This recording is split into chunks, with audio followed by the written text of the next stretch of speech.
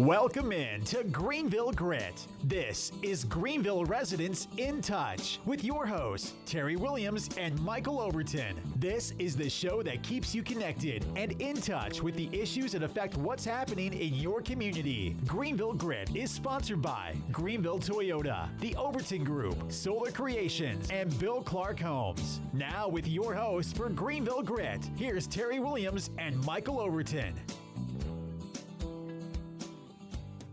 Welcome this evening to our show, Greenville Grit. I'm Terry Williams. And I am Michael Overton. Terry's going to have a good night tonight. We have Rawls Howard, which is the division chief for the Code Enforcement Office. That's right. We're looking forward to his conversation, explaining to us what code enforcement's all about. That's right. But before we go into that, we've got to thank some sponsors. That's right. Why don't you start with that? All right. Well, let's thank Bill Clark Homes for being a sponsor, coming on board a couple of weeks ago. We really do appreciate that so much. We also have Solar Creations. That's right. Mike Robertson and the Solar Creations team, 321-7006. Looking for home theater or security or sound, car sound security, That's whatever right. you need for a home or car, you call Mike Robertson. Also, Craig Ghost and the Greenville Toyota team. Looking for a new Toyota or Scion vehicle or a new used car, call Craig Ghost at 321-3000. And the Overton Group. The Overton Group. We Real thank estate you, Michael. and property management professionals. We have offices in Greenville and in Newbern. And we do property management and commercial real estate and residential real estate and business brokerage services. That's exactly right. We thank our sponsors very much. We That's couldn't do right. it without all of you. Well, we're going to take a quick commercial break, come back with Rawls, and we'll get into code enforcement. It's the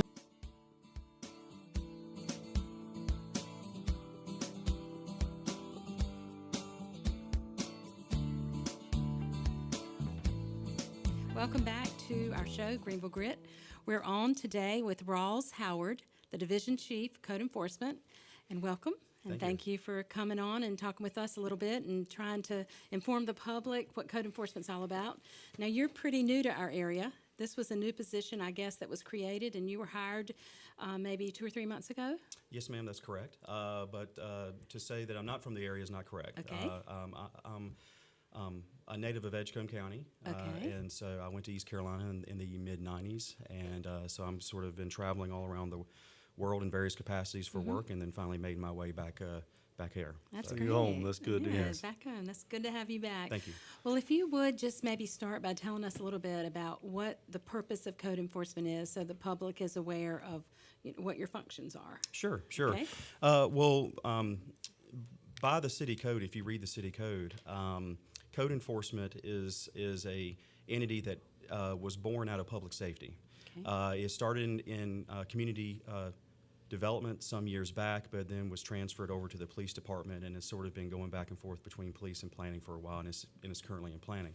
And so what had started out as just trying to work on junk vehicles, tall grass, minimum housing, things like that, has now morphed into sort of a bigger operation, which I'm overseeing with sort of units, so to speak. So we have a code enforcement, and then we also have animal control, and then parking administration, which is a lot of the parking stuff that you're seeing around downtown. Okay. So, that's where we are as far as the operation is today. Okay. Because I think most people like me thought code enforcement was mostly, I wouldn't have thought animal control, and I wouldn't have thought, I did know it was something about parking. But now, so you're divided into the districts in the city, and then can you kind of explain what happens there and how you're divided and what the chain of command is, I guess? Sure, absolutely. Well, I work under Chief Aiden, and so when Chief Aiden came on board, he was pushing sort of this restructuring of what he called zones in the city, and I believe I gave you a map to be able to Right. showcase that. So, essentially, when I came on board, this effort was sort of moving along, and what I try to do is try to align myself with those zones. I thought it was a very brilliant idea. I think the chief has really, really brilliant ideas for how he wants to do enforcement and in policing throughout the city. And so being that we are with the police department, a lot of the cases that we deal with, we will get involved with the police department. So a lot of these zones have what they call a zone commander over top of it. So if there are any police issues that deal with things that we have to deal with, then we have a point of contact for that zone with the police, so we're not trying to talk to 2 or 3 people at the same time. And then the police officers as well, if they notice code type of issues after they do some sort of effort, then they can contact us. They know who the dedicated officers are for that area, and so it's a much more streamlined sort of line of communication between the police efforts and what we do with codes. Even though we're in the same department, it can kind of Right. get kind of cumbersome at times, but I think this streamlines that very much. Exactly. Well, now, you've been in this position for 4 months. About 4 months now, yes. What do you see as where you are now and where you're heading versus where code enforcement has been in the past? Where we're heading is, I think that what my goal is to become more community-oriented, do more engagement with citizens. I firmly believe that the first time you see a code enforcement officer should not be when you're getting tickets and then sort of this sort of wall where it's like us and them. I really encourage the officers, and I have a great team. I have an outstanding team of folks who are really good about trying to engage citizens before you start citing people, try to educate. And I think a lot of it is trying to do engagement and education, I think, is the goal that I'm really trying to push for the most part for our staff. So if someone has a complaint or sees an issue and they think that it would fall under code enforcement, how do they go about filing that complaint or making that complaint with the code enforcement department? What's sort of the process? Okay, well, first of all, I should also point out that in the code, there's a difference between zoning enforcement and then code enforcement. Okay. This shop supervises things like tall grass, junk vehicles, housing, occupancy, things of that nature. Whereas zoning is more like land use. If somebody's doing something like in their garage or selling things in like a residential district where they're not supposed to, when you're, so that kind of thing. So there's a somewhat of a split, even though we work very tightly together between zoning folks and us. So as far as the process is concerned, to get back to what you were saying, there's no real set standard. By code, we have to essentially go out, do an investigation. You have, depending on the nature of the violation, we would send you a letter giving you, I believe, 10 days in order to be able to correct it. If you don't, then we have the right to abate it and so forth. But what typically happens is a lot of our code officers are assigned these zones, so they do proactive patrols. So if they see something, then they can go onto your property and as a standard protocol of what we do, getting back to the education and the engagement piece, is that we try to make every reasonable effort to try to locate you or try to be able to talk with you before we have to get into the official process of having to do letters and all that. So we try to gain compliance by trying to engage you first. So it can come from a complaint from a citizen. It can come from us doing a patrol and we see something, and then we'll go out and try to engage you. And I think it would probably be good to try to make a plug for the new mobile app that we have now on our phones called the City Compass. I would encourage everybody who has a smartphone. That's a portal that we use where people can be able to submit complaints. It goes directly to our workflow, where these officers can then go out and be able to address whatever concerns you have. And it's very interactive. Right. So it's called the Greenville City Compass. Okay. So every complaint that you get, no matter what, do you all immediately investigate every single one? I mean, I can't imagine how many do you get? And of course, if it's just even say a week, how many complaints might you get throughout the city? Oh man, see that's again, it depends on if you're talking about animal control codes or parking. If you're talking about strictly about codes, we just implemented a new software program that we use to track sort of our cases, and in January we're averaging probably per officer around 100, 150 cases a month that we process. And how many officers are there? We have 7 full-time employees that are code enforcement officers. Okay. And this is, I think the public needs to know, all throughout the city, we hear a lot about code enforcement in the university area because there's been a lot of discussion about the university area lately. But there are code enforcements for every district throughout the city. And my question, too, is for the longest time, I thought that it was only for people who rented, for tenants. But it also covers, we discussed that a little bit, homeowners as well. So if you're in your own neighborhood and it's not a rental unit and you see some issues, can the public complain, so to speak, about those issues? Like, say you're riding down your street every day, like I do, and you see 2 garage doors every day, and they're completely rotten. You can see them from the road in a very nice neighborhood, but nothing's being done about them. Is that a legitimate complaint, or is that out of your jurisdiction? No, ma'am, not at all. I mean, I would just say that the code makes no differentiation between owners and renters. Okay. So if we wanted to file a complaint about that particular issue, we do use the same system. I mean, that you can go on the website Or you and can file call the us. complaint, or you can just call. Or send an email. Okay. And then that particular officer that's assigned to that area will go out there and take a look at it. And then what we do is we make a reference to the code. If it falls under our shop of what we deal with, we will, of course, address it according to city code. If it deals with, say, like another shop, sometimes I like to joke that we seem like the air traffic control. We will forward it to maybe sanitation if it's trash, or we forward it to the various folks who have to deal with those issues. But if it deals with our shop, absolutely, we'll go out and take a look at it, and we'll enforce it by what the code says that we have to be able to enforce. Now, when people are making a complaint on code, if they were to call in or if they were to use the mobile app, is their information recorded? Do you know who is making the complaint? With the app, it has the option to make it anonymous. We do take anonymous complaints, but if it's an email and it's got the name on it and everything like that, we will say that is public record. Anything that gets submitted, so any sort of email that gets submitted or anything like that is saved by our system, and it is public record. But you do have the ability to be able to submit anonymously if you so choose. Is that so? And the reason I asked this is we brought it up in the show last week. As you know, we're not going to get you into this. Been a lot of discussion of the 4 versus 3 rule, and as Terry said, a lot of discussion about the university district. And part of my concern, and coming from a business background and dealing with lots and lots and lots of customers, is the citizens are your customers. That's one of the things we heard Chief Aiden say that I think is really important. But I know that there are certain property owners, certain homeowners, certain tenants that can be problems. And I'm sure that you probably see sometimes the same people. It may seem over and over.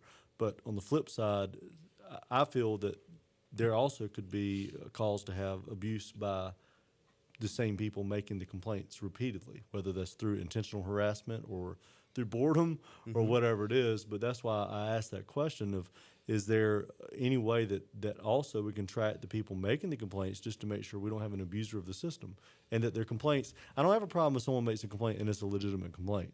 My issue is if the same people are making complaints that are not legitimate complaints, I consider that kind of an abuser of the system. Is there anything that you guys can see there, or do you track any of that?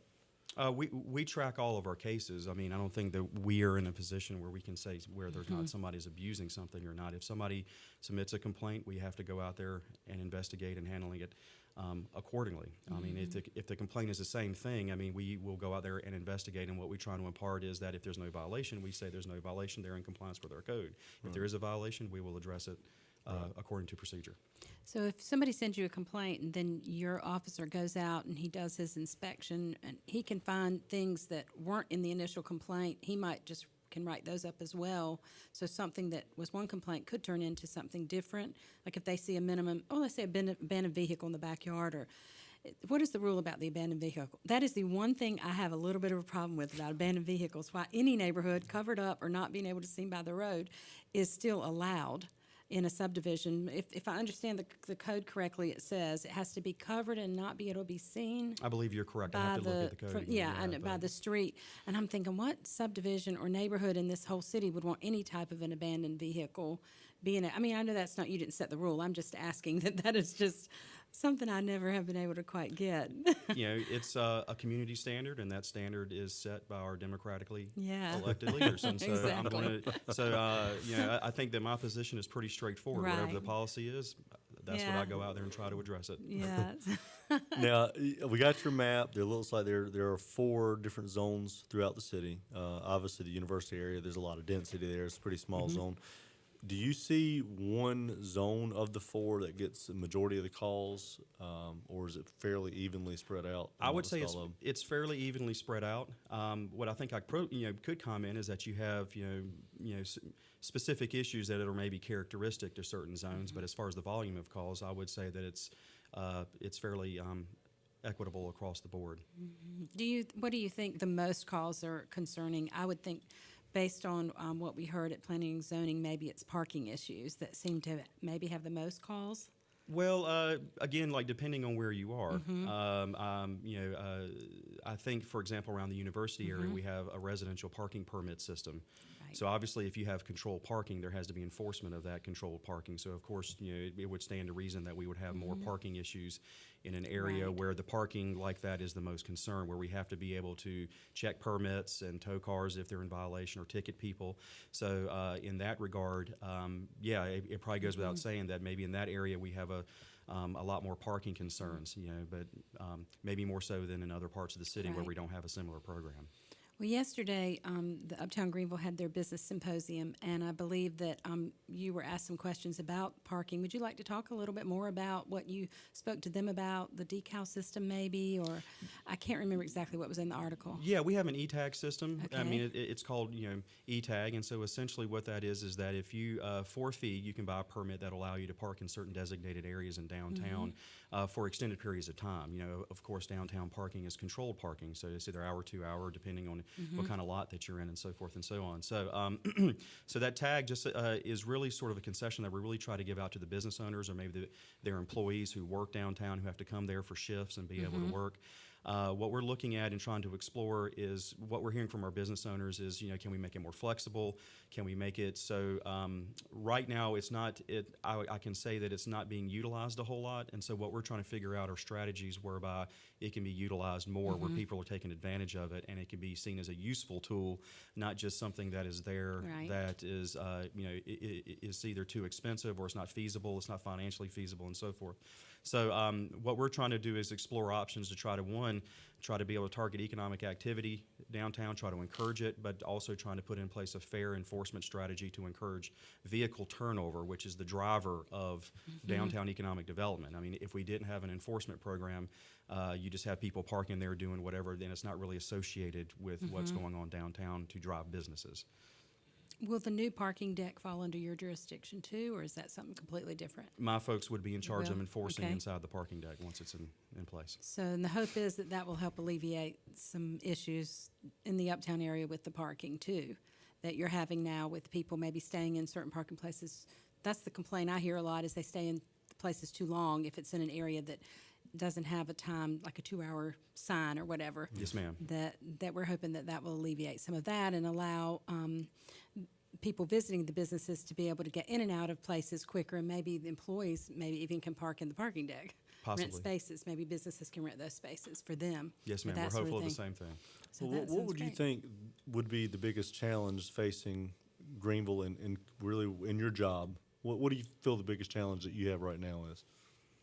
I would say I think I wouldn't necessarily look at it as a challenge as much as an opportunity. I see growth. I mean, with growth comes the growing pains. So so we're growing, and there are obviously going to be more people downtown. We're getting more taller buildings, more mixed-use buildings, and things like that. And I think as long as that keeps on going, that's a good thing. And so I think with that kind of growth that you're seeing, then you're going to see sort of us trying to be able to try to deal with that growth, and parking is going to be a component of that, obviously. So, Well, I know we've got 2 or 3 minutes left, and talking to you again. Thank you so much for coming on. sure. Anything that you want to tell the general public that they need to know about code enforcement, or maybe new programs that they're not aware of?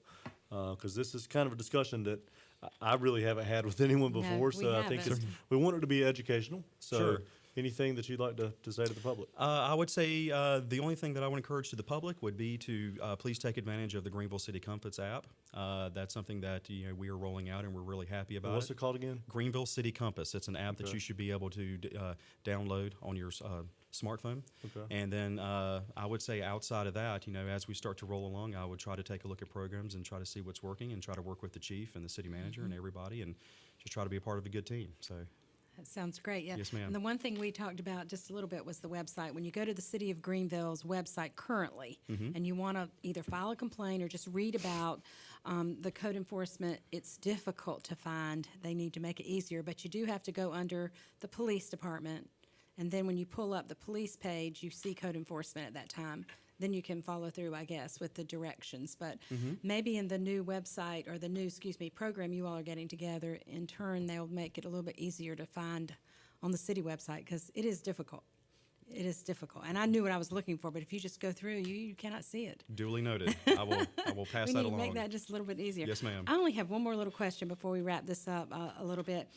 In the there are like 5 main criteria, and they do have a little show on the Greenville City Network with Steve Hawley, and they go through the 5 minimum, the top 5, I guess, that are maybe the most, like the weeds you mentioned or the abandoned vehicles. But one of the categories is temporary signs. Can you just sort of tell us what that means? They're not supposed to have temporary signs.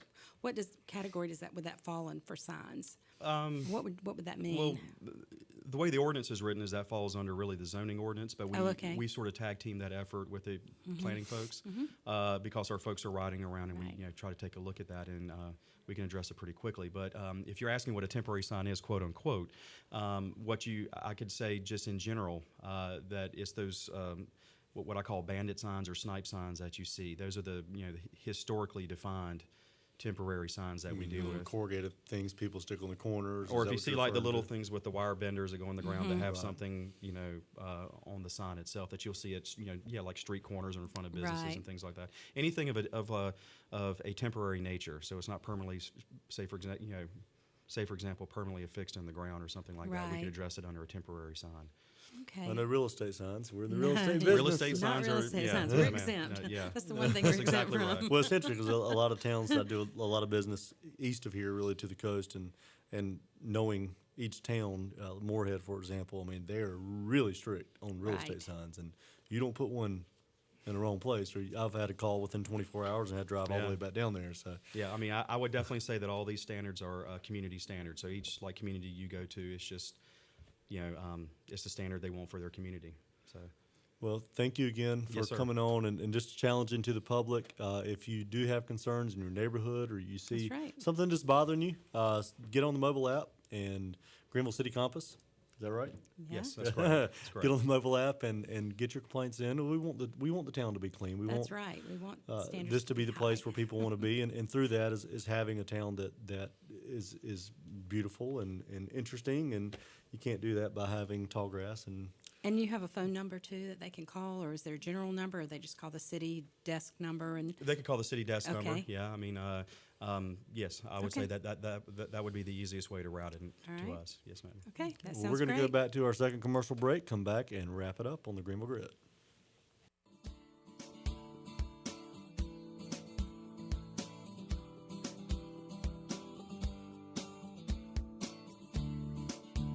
Welcome back to the Greenville Grit. Again, I'm Terry Williams. And I'm Michael Overton. Terry, it was an interesting It conversation. really was. If you want to know anything about code enforcement, make sure you listen to the Grit. I know. I think one misleading that I didn't know until I got into more discussion about code enforcement was that it always seems to be discussion about tenants and landlords, but it really does cover homeowners as well. I just don't think people realize it, so they don't know that they get as many complaints about homeowners as they do about Well, and the frankly, tenants and landlords. all we've been hearing about over the last several months or really the last couple of years has been code enforcement related to the university area. That's right. So it's interesting to hear that the complaints really are spread out throughout the city. And I know, granted, that the university area, based on the map, is pretty small Right.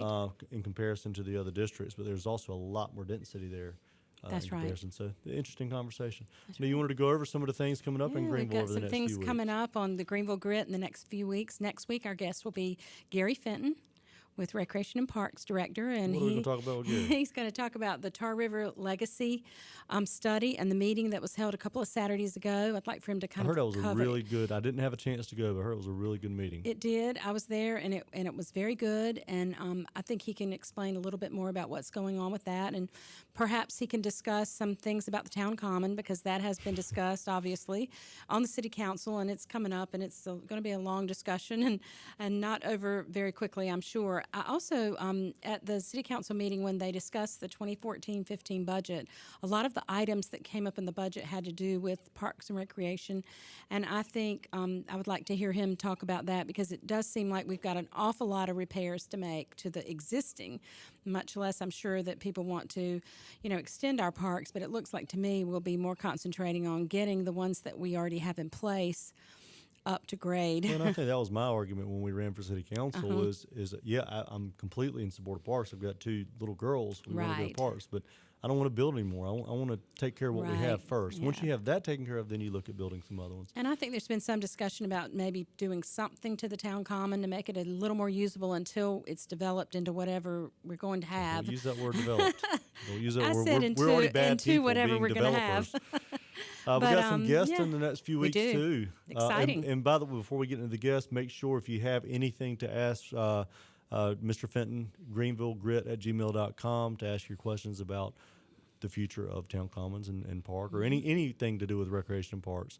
In a couple of weeks, we're going to have Jim Blunt, local real estate guy, owns a lot of properties in the university area. That's right. And we also have Michael King, the current SGA president for East Carolina University. They're going to speak about their opinions of this whole 4 versus 3 unrelated. That's right. It's my discussion. understanding April 10th, the City Council will be taking up that. And so we want them to have an opportunity to express their opinion about what's going on, and I'm sure we'll add ours as well. Oh, we surely have an opinion about that. And then in a couple weeks after that, Representative Brian Brown is going to be back on. The registration to vote, what's that date? That's right.